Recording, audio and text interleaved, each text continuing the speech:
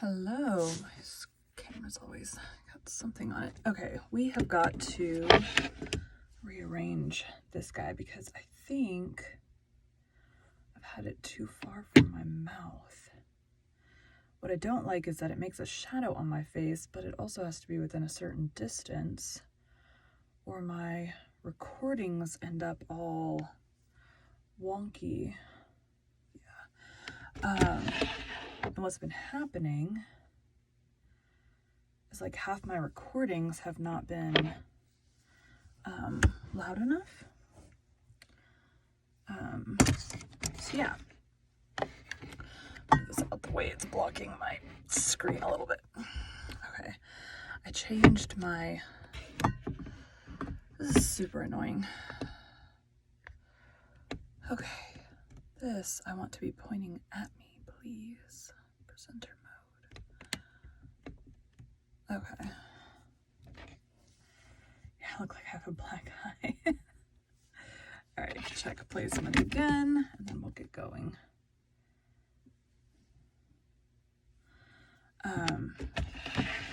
Yeah, so like my audio, which I can just turn it up, but it's frustrating to have to do that. I think at some point, probably one of the times that I like bumped the mic accidentally getting in here, I accidentally relocated it too far. Why is this screen all weird? Okay, click on that because it's not on that for some reason. Okay, here we go.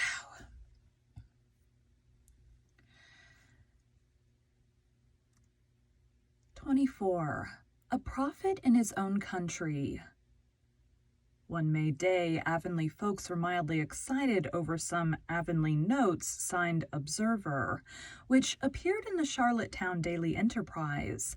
Gossip ascribed the authorship thereof to Charlie Sloane, partly because the said Charlie had indulged in similar literary flights in times past, and partly because one of the notes seemed to embody a sneer at Gilbert Blythe.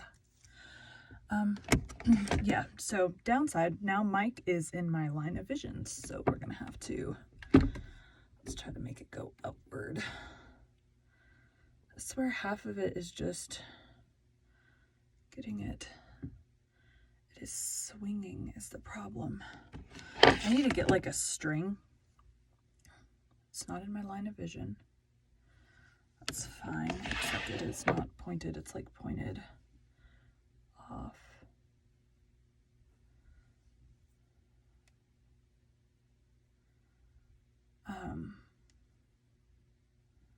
Pointed at my mouth. Let's try to tip it just a tiny bit. Anyways, yeah, I gotta be able to see my laptop screen and that screen, and this is still, no, it's off. Okay. Be a sneer at Gilbert Blythe.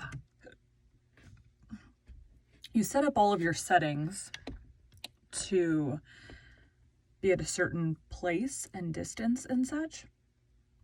And so if you accidentally move something, now your sound settings are not correct, which is what happened. Gilbert Blythe. Avonlea Juvenile Society persisted in regarding Gilbert Blythe and Charlie Sloane as rivals in the good graces of a certain damsel with gray eyes and an imagination. Gossip, as usual, was wrong. Gilbert Blythe, aided and abetted by Anne, had written the notes, putting in the one about himself as blind. Putting in the one about himself as a blind. Only 2 of the notes had any bearing on this story. As a blind. Only 2 of the notes had any bearing on this history.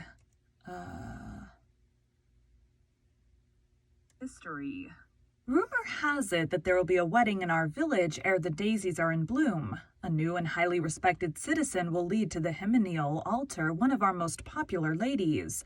Uncle Abe, our well-known weather prophet, predicts a violent storm of thunder and lightning for the evening of the 23rd of May, beginning at 7 o'clock sharp. The area of the storm will extend over the greater part of the province. People traveling that evening will do well to take umbrellas and macintoshes with them. Uncle Abe really has predicted a oh.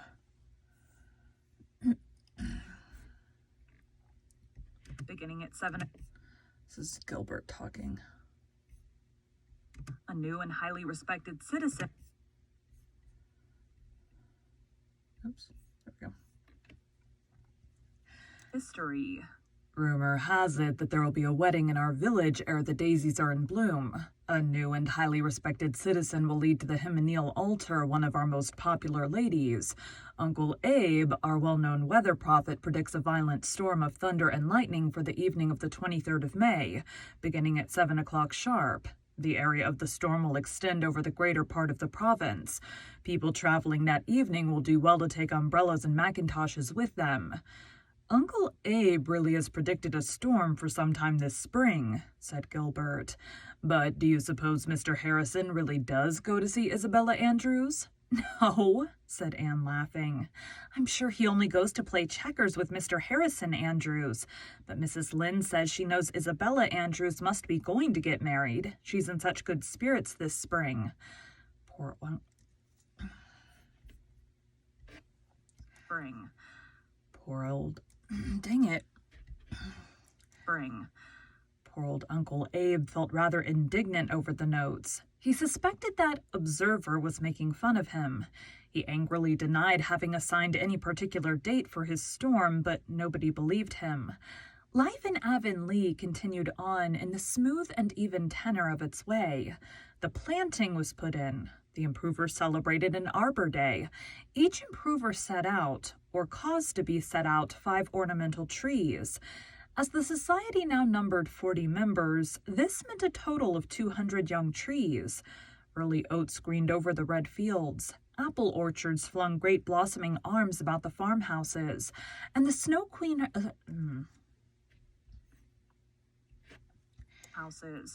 And the Snow Queen adorned itself as a bride for her husband. Anne liked to sleep with her window open and let the cherry fragrance blow over her face all night. She thought it very poetical. Marilla thought she was risking her life.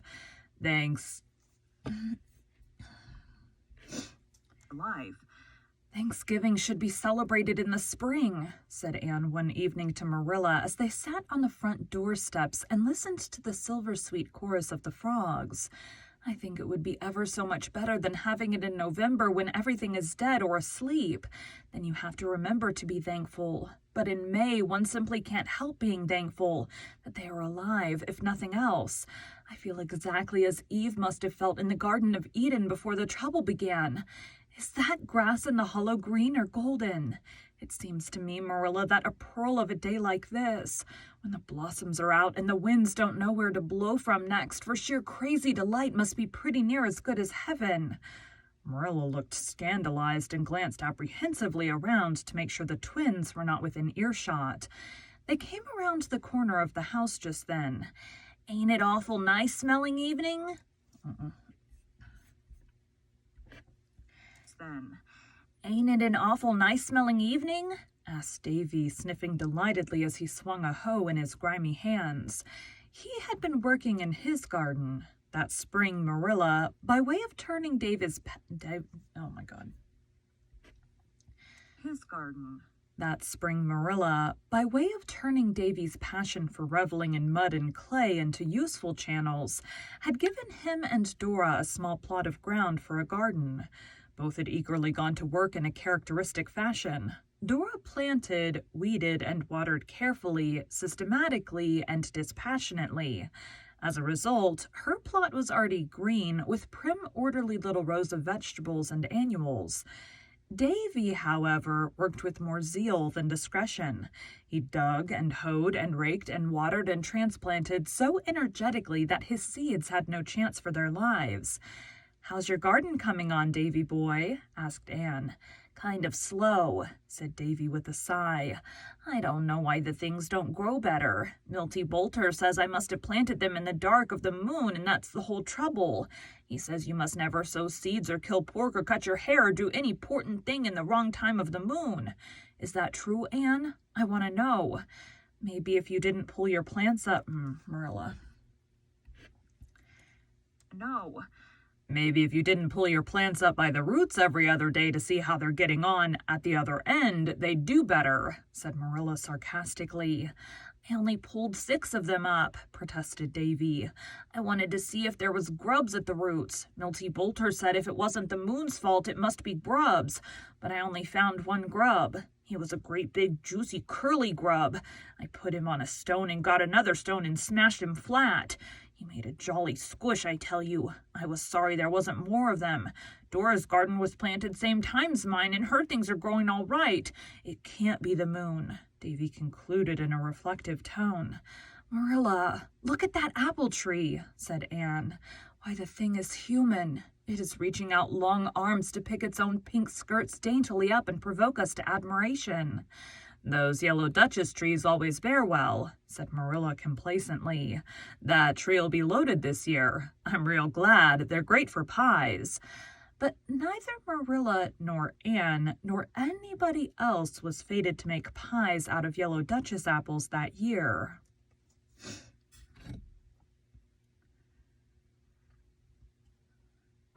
I've gotten kind of fond of a thing that scrolls up for me. Teleprompter-like thing. It's just Pages, like the app Pages on the Mac products. But it has a, what's it called, presenter mode, and it scrolls. So I've been using that some. Some manuscripts I still have to use Adobe, which does not have an auto scroll function.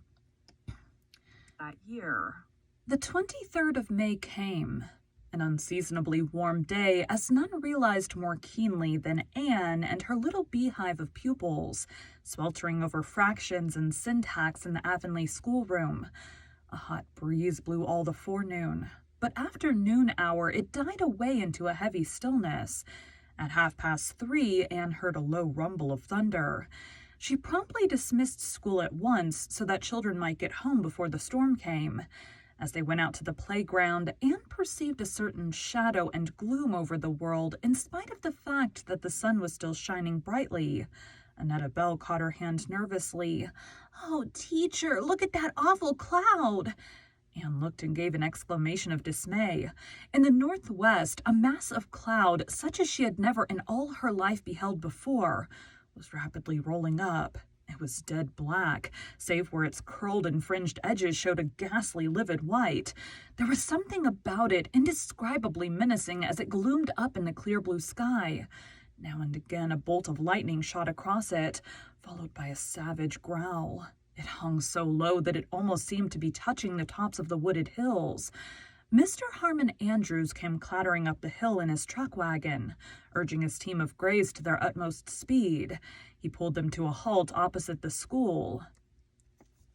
I don't think Harmon Andrews has a voice. He probably talks like this one time.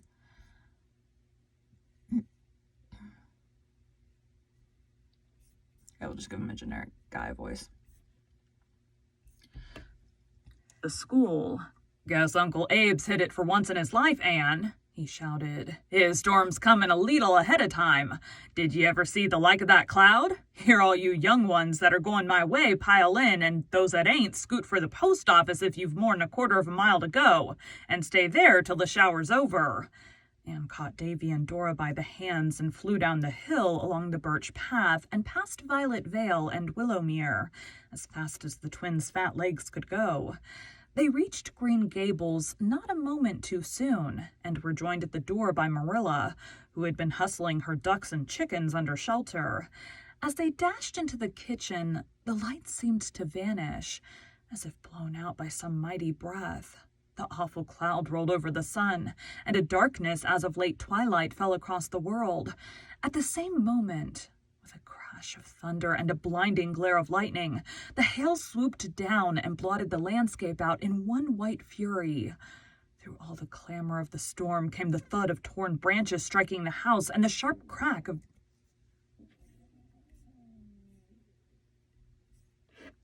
my stomach. Through all the clamor of the storm came the thud of torn branches striking the house and the sharp crack of breaking glass.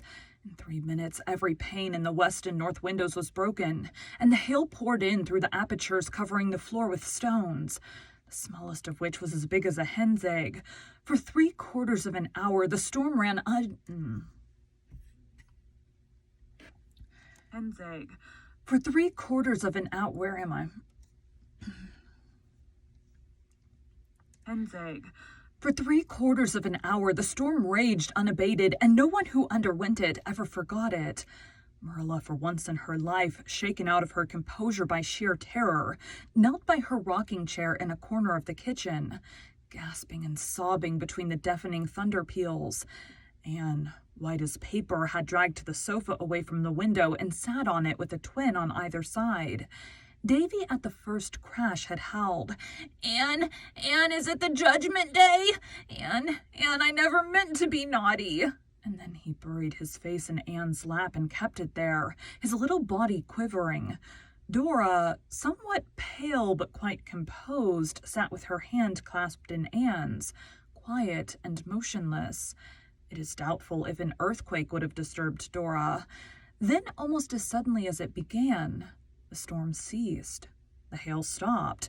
The thunder rolled and muttered away to the eastward, and the sun burst out merry and radiant over a world so changed that it seemed an absurd thing to think that a scant 3/4 of an hour could have effected such a transformation.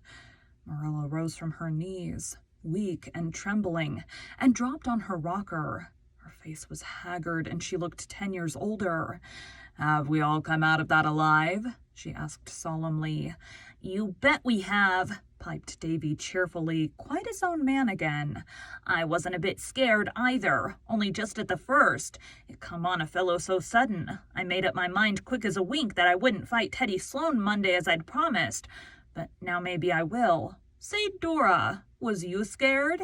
"Yes, I was a little scared," said Dora primly, "but I held tight to Anne's hand and said my prayers over and over again." "Well, I'd have said my prayers too if I'd have thought of it," said Davy. "But," he added triumphantly, "you see I came through just as safe as you for all I didn't say them." Anne got Marilla a glassful of her potent currant wine. How potent? It was Anne, in her earlier days, had all too good reason to know. And then they went to the door to look out on the strange scene. Far and wide was a white carpet, knee-deep of hailstones. Drifts of them were heaped up under the eaves and on the steps. When 3 or 4 days later those hailstones melted, the havoc they had wrought was plainly seen, for every green-growing thing in the field or garden was cut off. Not only was every blossom stripped from the apple trees, but great boughs and branches were wrenched away, and out of the 200 trees set out by the improvers, by far the greater number were snapped off or torn to shreds. "Can it possibly be the same world it was an hour ago?" asked Anne dazedly. "It must have taken longer than... It must have taken longer than that to play such havoc. Havoc. "The like of this has never been known in Prince Edward Island," said Marilla. "Never. I remember when I was a girl there was a bad storm, but it was nothing to this. We'll hear of terrible destruction, you may be sure." "I do hope none of the children were caught out in it," murmured Anne anxiously. As it was discovered later, none of the children had been, since all those who had any distance to go had taken Mr. Andrews' excellent advice and sought refuge at the post office. "There comes John Henry Carter," said Marilla. John Henry came wading through the hailstones with a rather scared grin. "Oh, ain't this awful, Miss Cuthbert? Mr. Harrison sent me over to see if yous had come out all right." "We're none of us killed," said Marilla grimly, "and none of the buildings was struck. I hope you got off equally well." "Yes'm, not quite so well, ma'am. We was struck. The lightning knocked over the kitchen chimney and come down the flue and knocked over Ginger's cage and tore a hole in the floor and went into the cellar, yes'm." "Was Ginger hurt?" queried Anne. "Yes'm, he was hurt pretty bad. He was killed." Later on, Anne went over to comfort Mr. Harrison. She found him sitting by the table, stroking Ginger's gay dead body with a trembling hand. Poor Ginger won't call you any more names, Anne, he said mournfully. Anne could never have imagined herself crying on Ginger's account, but the tears came into her eyes. He was all the company I had, Anne, and now he's dead. Well, well. Hold on, let me make sure. Sometimes I try to do it. And she's let it. She's done it. Yeah, a little more nasally.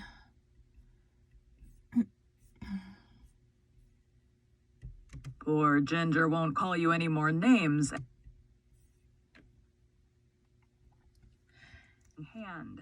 Poor Ginger won't call you any more names, Anne, he said mournfully. Anne could never have imagined herself crying on Ginger's account, but the tears came into her eyes. He was all the company I had, Anne, and now he's dead. Well, well, I'm an old fool to care so much. I'll let on I don't care. I know you're going to say something sympathetic as soon as I stop talking, but don't. If you did, I'd cry like a baby. Hasn't this been a terrible storm? I guess folks won't laugh at Uncle Abe's predictions again. Seems as if all the storms that he's been prophesying all his life that never happened came all at once. Beats all how he struck the very day, though, don't it? Look at the mess we have here. I must hustle round and get some boards to patch up that hole in the floor. Avonlea folks did nothing the next day but visit each other and compare damages. The roads were impassable for wheels by reason of the hailstones, so they walked or rode on horseback. The mail came late with ill tidings from all over the province. Houses had been struck, people killed and injured. The whole telephone and telegraph system had been disorganized, and any number of young stock exposed in the fields had perished. Uncle Abe waded out to the blacksmith's forge early in the morning and spent the whole day there. It was Uncle Abe's hour of triumph, and he enjoyed it to the full. It would be doing Uncle Abe an injustice to say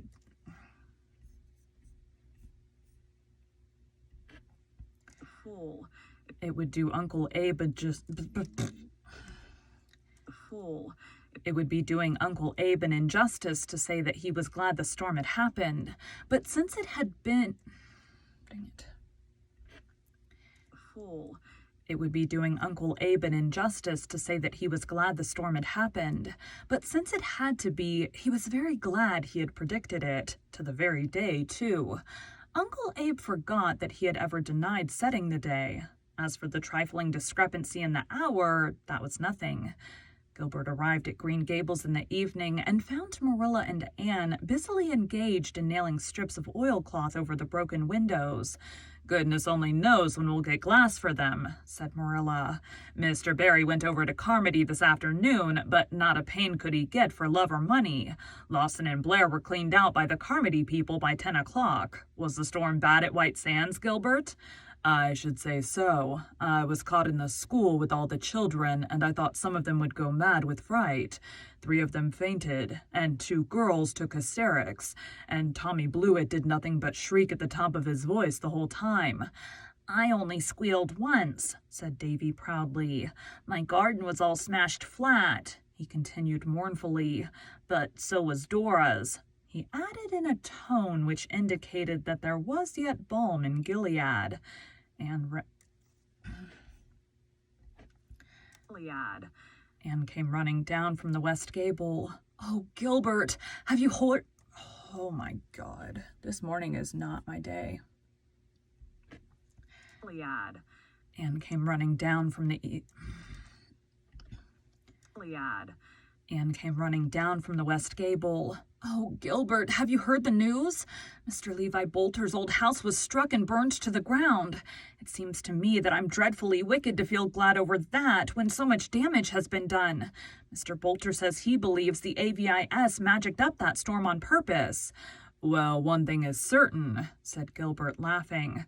Observer has made Uncle Abe's reputation as a weather prophet. Uncle Abe's storm will go down in local history. It is a most extraordinary coincidence that it should have come on the very day we selected. I actually have a half-guilty feeling, as if I really had magicked it up. We may as well rejoice over the old house being removed, for there's not much to rejoice over where our young trees are concerned. Not 10 of them have escaped. Oh, well, we'll just have to plant them over again next spring, said Anne philosophically. That is one good thing about this world. There are always sure to be more springs. Pause the scrolly. Save that. Thanks, guys.